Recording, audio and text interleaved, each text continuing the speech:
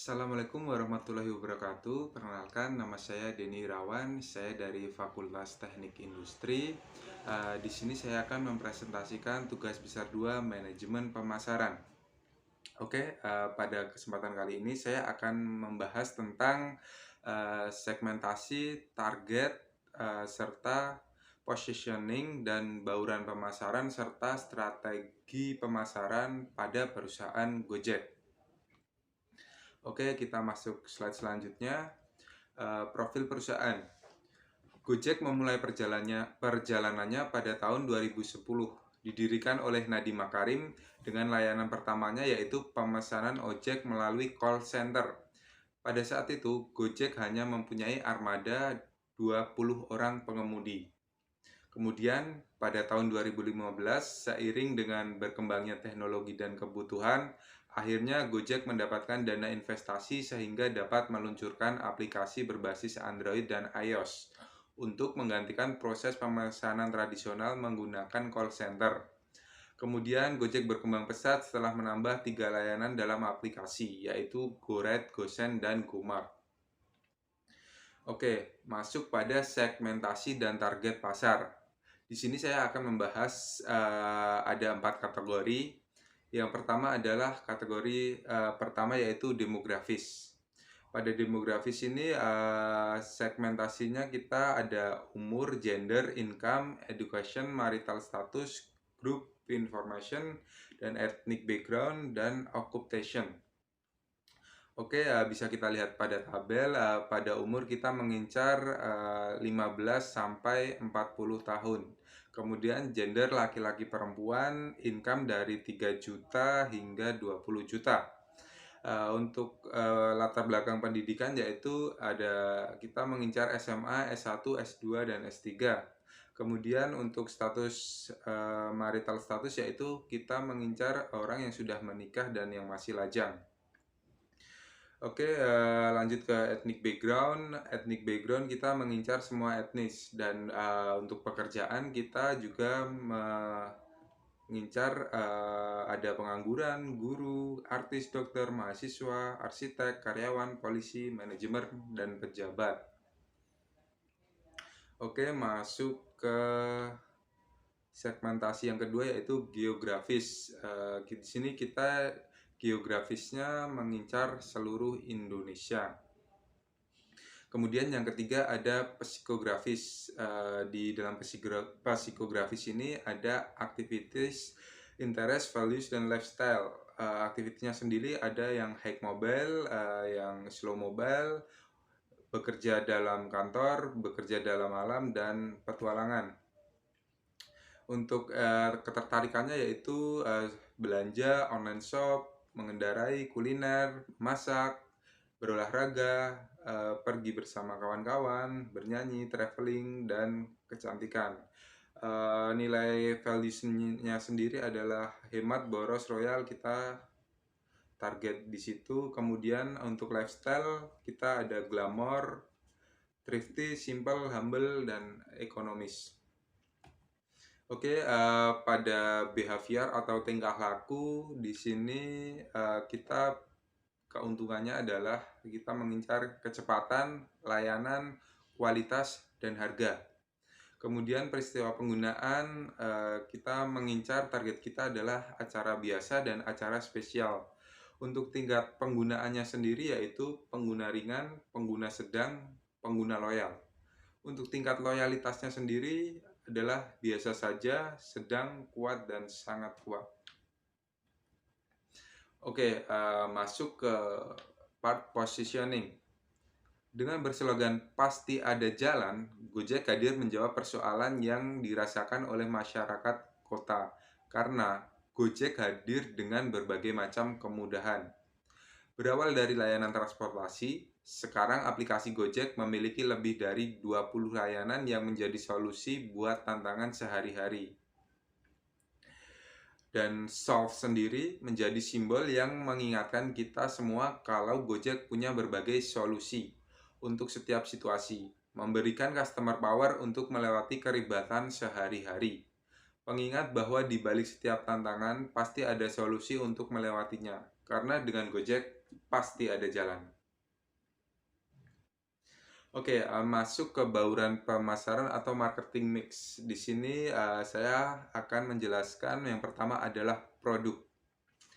Dari sisi produk, awalnya Gojek menggunakan sarana hotline untuk pelanggannya. Jadi penggunanya memesan ojek melalui telepon ke kantor Gojek. Kemudian kantor akan mengirimkan pesan ke ojek mitra untuk menjemput pemesanan. Tapi dengan perkembangan teknologi aplikasi smartphone, Android, dan iPhone, hal tersebut tentunya memangkas jauh waktu dan juga biaya yang dikeluarkan. Sekarang, kita hanya perlu memilih menu layanan yang ada di dalam aplikasi, kemudian menunggu konfirmasi. Hingga hari ini, aplikasi Gojek sudah diunduh lebih dari 50 juta kali berdasarkan data Google Play Store. Dari segi price, awalnya Gojek hanya menerapkan tarif per kilometer dengan harga 2.500 sampai 3.500. Skema awal tarif ini digunakan untuk menarik minat pengguna agar menggunakan aplikasi Gojek. Dengan tarif cukup terjangkau, aplikasi ini berhasil menarik minat pengguna di era awal 2014 hingga 2016. Kemudian placement. Dari segi placement, Gojek bisa dibilang berada hampir dalam setiap aspek masyarakat Indonesia saat ini. Kamu bisa melihat brand ini hampir di mana saja.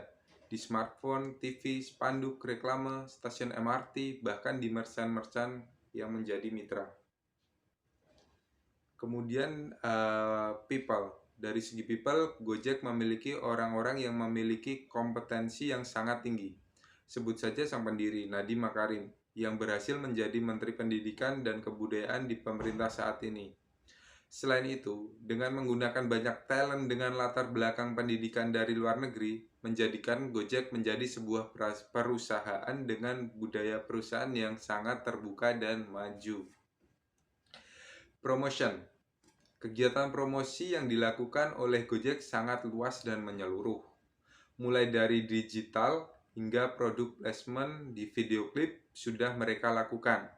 Selain kegiatan promosi untuk brand, Gojek juga sering melakukan kegiatan promosi untuk aplikasi Yusek bagi para penggunanya.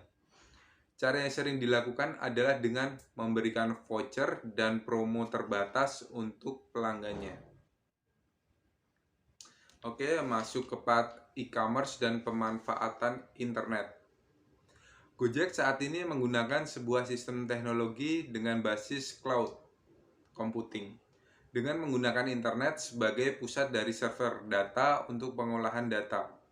Hal ini memungkinkan pengguna untuk tidak melakukan instalasi dalam proses login ke internet, tersambung dalam beberapa program dan menjadikan aplikasi Android. Dalam memberikan layanan, Gojek memanfaatkan teknologi informasi antara lain. Yang pertama adalah teknologi end user. Di situ ada aplikasi smartphone Android dan aplikasi smartphone iOS. Yang kedua adalah teknologi database. Untuk teknologi database, Gojek sendiri memakai cloud computing dan smartphone storage. Yang ketiga adalah application programming interface. Gojek sendiri menggunakan Google Maps dan Google Place. Ada Transjakarta API dan Apotik antar API. Nah, untuk segi pembayaran, Gojek menggunakan GoPay. Kemudian customer service, Gojek memanfaatkan sosial media, website, dan call center. Oke, untuk part selanjutnya yaitu analisis lingkungan internal. Di faktor internal ini ada service, marketing, personalia, distribusi, dan manajemen. Oke, masuk ke yang service. Gojek sendiri memiliki manajemen kualitas jasa yang baik seperti kehandalan, daya tanggap, jaminan, empati, dan tangible. Kemudian Gojek mempunyai kerjasama dengan berbagai mitra seperti asuransi dan toko-toko offline. Kemudian masuk ke marketing, Gojek sendiri memiliki physical environment yang baik. Salah satunya adalah logo yang mencerminkan ojek online. Kemudian Gojek juga melakukan promosi yang sangat efisien melalui internet. majalah, dan menjadi sponsor di event-event besar di kota-kota besar. Kemudian pada personalia, Gojek sendiri memiliki SDM, engineering, dan karyawan yang sangat handal. Kemudian di bagian distribusi, Gojek sendiri mempunyai sistem yang terintegrasi dengan mitra Gojek dan juga konsumen. Namun, layanan Gojek belum bisa dirasakan di kota-kota kecil. Oke, untuk manajemen, Gojek sendiri mendapatkan dukungan dari pemerintah untuk regulasi layanan transportasi online.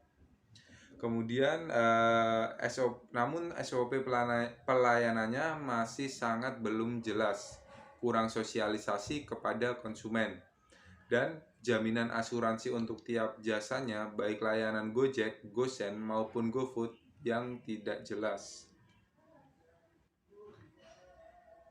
Oke, masuk ke analisis lingkungan eksternal. Faktor-faktor eksternal di sini ada ekonomi, teknologi, pemerintah, supplier, serikat buruh. Dan untuk dampak keuntungannya yaitu pada bagian ekonomi adalah harga yang transparan dan terjangkau membuat masyarakat lebih memilih alat transportasi ini. Dalam teknologi, perusahaan dituntut untuk selalu berinovasi agar menciptakan layanan baru di aplikasi.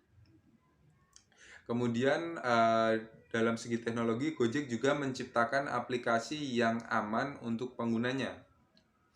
Nah, kemudian dari faktor pemerintah, Gojek mendapat dukungan dari pemerintah dengan memberikan regulasi yang sesuai dengan kebutuhan penggunaan ojek online. Kemudian membantu memajukan melalui karya anak bangsa.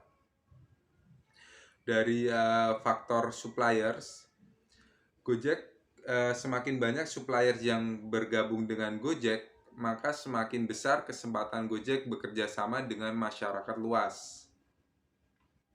Kemudian memberikan lapangan kerja bagi supplier-supplier lain. Oke, untuk faktor serikat buruh, ikatan antar driver Gojek sangat solid sehingga memberikan dampak positif bagi perusahaan Gojek. Oke, untuk tadi adalah peluangnya, dan kita sekarang membahas faktor eksternal ancaman. Untuk ancamannya sendiri itu ada pesaing, media elektronik, dan politik. Untuk pesaing sendiri, walaupun Gojek merupakan pionir jasa ojek online pertama kali, Gojek wajib untuk selalu berinovasi agar tidak kalah saing dan bisa mempertahankan pangsa pasar. Kemudian di media elektronik, persaingan ancamannya yaitu semakin pesatnya perkembangan media elektronik diharapkan dapat memajukan Gojek dan memudahkan konsumen dalam menggunakan aplikasi tersebut. Namun, perlu diwaspadai jika berbalik dapat menghancurkan nama Gojek itu sendiri. Di bagian politik, ancamannya yaitu jika di Indonesia terjadi polemik politik atau tidak stabilnya keadaan politik, maka dapat menghambat bisnis Gojek. Oke, masuk pada strategi berorientasi pasar. Setelah kita menganalisis tentang strategi, target, kemudian positioning, dan bauran pemasaran, di sini saya akan membahas strategi yang berorientasi pasar. Yang pertama adalah menambah program promosi yang menarik bagi konsumen. Nah, seiring dengan persaingan antar kompetitor ojek online, pelanggan tentunya akan sangat tertarik dengan diskon yang diberikan. Maka dari itu, perusahaan harus lebih memprioritaskan diskon yang menarik agar pelanggan tidak beralih ke kompetitor. Kemudian yang kedua adalah menetapkan tarif yang cukup murah bagi pengguna jasanya. Keputusan penetapan harga yang sangat penting dalam menentukan seberapa jauh sebuah layanan jasa dinilai oleh konsumen dan proses pembangunan citra. Penentuan harga juga memberikan persepsi tertentu dalam hal kualitas. Dalam hal ini, PT Gojek Indonesia menetapkan tarif yang cukup murah bagi pengguna jasanya, sehingga konsumen yang tadinya menggunakan ojek biasanya kemudian beralih ke Gojek. Oke, yang nomor 3 yaitu adalah memperluas jangkauan distribusi ke daerah-daerah pinggiran. Masih banyaknya daerah yang belum terjangkau oleh Gojek merupakan permasalahan yang cukup berarti. Maka dari itu, perusahaan harus berusaha untuk menjangkau semua daerah yang berpotensi, khususnya daerah pinggiran. Kemudian yang keempat adalah menambah strategi dalam promosi jasa. Untuk lebih memperkenalkan jasa Gojek, maka diperlukan media periklanan menggunakan media internet, sosial, brosur, radio, direct selling, event, media partner, dan juga melalui tradisional marketing seperti publikasi dari mulut ke mulut. Gojek sendiri pun sudah sangat familiar di kalangan artis, sehingga dalam hal ini, pihak Gojek juga memanfaatkan artis sebagai brand ambassador untuk dapat menarik konsumen itu. Oke, strategi yang terakhir adalah memperbaiki fitur aplikasi. Fitur aplikasi yang mudah dan dapat diaplikasikan pada semua kalangan tentu saja akan menambah customer untuk selalu memakai jasa dari Gojek. Maka dari itu diperlukan inovasi untuk meningkatkan layanan di dalam aplikasi agar konsumen merasa nyaman dalam menggunakannya. Oke, mungkin itu saja yang dapat saya sampaikan. Kurang lebihnya saya minta maaf. Wassalamualaikum warahmatullahi wabarakatuh. Terima kasih.